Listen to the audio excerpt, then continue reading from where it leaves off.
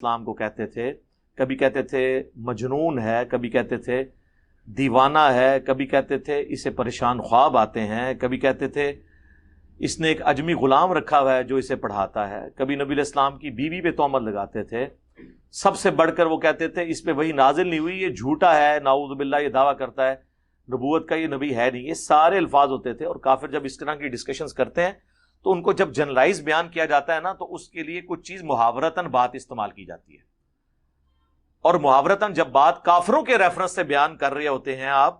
تو وہ کافروں کا قول ہوتا ہے، وہ آپ نہیں کہہ رہے ہوتے۔ مثلا قرآن میں سورۃ الانبیاء کے اندر حضرت ابراہیم نے جو پورا پلان کیا تھا،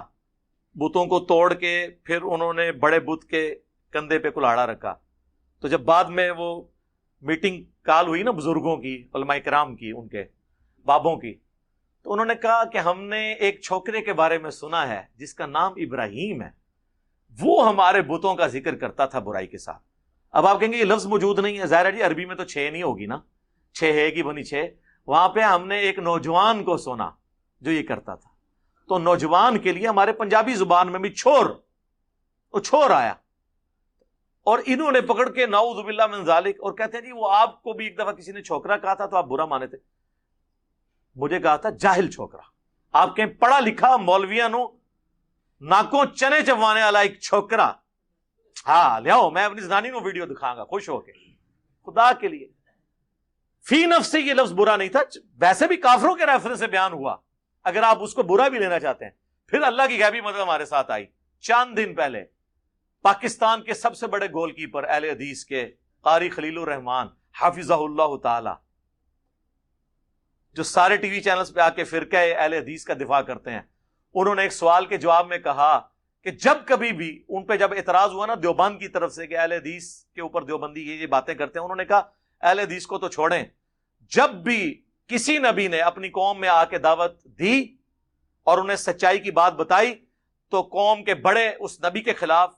کھڑے ہو گئے اور انہوں نے کہا یہ کل کا چھوکرا آ کے ہمیں سمجھائے گا۔ دنیا میں آنے والے ہر پیغمبر کے ساتھ اس کی قوم نے جو پہلا اعتراض کیا بنیادی وہ یہی تھا کہ ہمارے باپ دادا پاگل تھے، انہوں نے کیا داڑیاں دھوپ میں سفید کی تھی، کیا ان کو کچھ پتہ نہیں تھا یہ کل کا چھوکرا آ کر ہمیں یہ سمجھانے لگا ہے دین، یہ کل کا چھوکرا آ کر ہمیں یہ سمجھانے لگا ہے دین، یہ کل کا چھوکرا آ کر ہمیں یہ سمجھانے لگا ہے دین۔ سیم لفظ انہوں نے تمام انبیاء کے بارے میں بولا، لیکن قاری خلیل الرحمان کو کسی نے نہیں کہا گستاخ، اور کہنا بھی نہیں چاہیے، اس کی وجہ ہے کہ وہ اوورآل ان کی پوری گمراہی کو سم اپ کر رہے تھے کہ واقعی پیغمبر بالکل چھوٹی عمر میں دعوت حق جب بلند کریں گے تو سفید داڑیوں والے انہیں اپنے بچوں کی مانند ہی دیکھ رہے ہوں گے نا، جو سورۃ الانعام میں کئی جگہ پہ آیا ہے اے نبی یہ تمہیں اس طرح پہچانتے ہیں جس طرح اپنے بیٹوں کو۔ ظاہر نبی علیہ السلام کی عمر مبارک اور ان کی بابوں کی عمریں دیکھیں تو باپ بیٹے کی عمر کا فرق تھا، تو ہم نے کبھی نہیں کہا کہ آپ ان پہ گستاخی کا فتویٰ لگائیں، وہ جنرل بات کر رہے تھے۔ اور یہ اردو چونکہ ان کو نہیں آتی، اردو میں محاورتاً، ہم پنجابی میں بھی جب بات ہوتی ہے ہم کہتے ہیں ایک اللہ بچہ آ کے منو سمجھائے گا، یہی کہتے ہیں نا، اس کو اردو میں اس کے لیے یہ لفظ استعمال ہوتا ہے کہ یہ کل کا چھوکرا آ کے مجھے سمجھائے گا۔ اور جب انبیاء کرام کے مخالفین انبیاء کو جب خطاب کرتے تھے اس طریقے سے ہی باتیں کی جاتی تھی۔ باقی اگر آپ کہیں آپ ایک ایک لفظ دکھائیں، نہیں،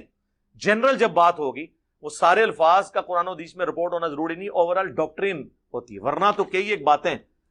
ان کے اپنے لوگوں نے بھی اپنی کتابوں میں لکھی ہوئی ہیں، ہم وہ کہیں کہ یہ بتائیں یہ لفظ کہاں پہ موجود ہے، اس طرح نہیں ہوتا۔ اسی طریقے سے نبی علیہ السلام کے لیے ڈائریکٹ ایکچولی تھانوی نے علم غیب کے لیے حفظ الایمان میں کہا تھا، حفظ الایمان کتاب چھوٹی سی کتابچی ہے کہ رسول اللہ صلی اللہ علیہ وسلم کو بھی علم غیب ہے، اور یہ کوئی رسول اللہ کی تخصیص نہیں ہے بلکہ یہ علم الغیب ہر پاگل مجنون اور جانور کو بھی حاصل ہے کہ اس کی بھی چھٹی حصے اس کو آنے والے معاملات کا پتہ چل جاتا ہے۔ رسول اللہ کے علم الغیب جو وحی کی تائید کے ساتھ تھا اسے تشبیہ دی، اسی لیے اسام الارمین میں احمد بریلوی نے ایشوری تھانوی پہ کفر کا فتویٰ لگایا، بالکل ٹھیک لگایا، کیونکہ رسول اللہ کے لیے انہوں نے اپنی طرف سے ایک بات منسوب کی۔ اگر یہ وہ کہتا نا کہ کافر یہ کہتے تھے پھر تو بات ختم ہو جاتی، مجھے کہتے ہیں چھوکرا لفظ استعمال کیا تو وہ تو جھوٹ بول رہے ہو میرے اوپر، میں نے تو کافروں کے رفظ، تم نے تو ڈائریکٹ یہ لفظ استعمال کیا کہ حضور کا علم غیب تو جانوروں والا علم غیب ہے، نعوذ باللہ۔ اس کے ساتھ تشبیہ دی ہے تم نے. جنرل بات ہو رہی ہوتی ہے, محاورتاً ہو رہی ہوتی ہے, چونکہ میری وجہ سے ان کے فرقوں کو نقصان ہوا اس لیے ان کے لیے مصیبت کھڑی ہو گئی, ادر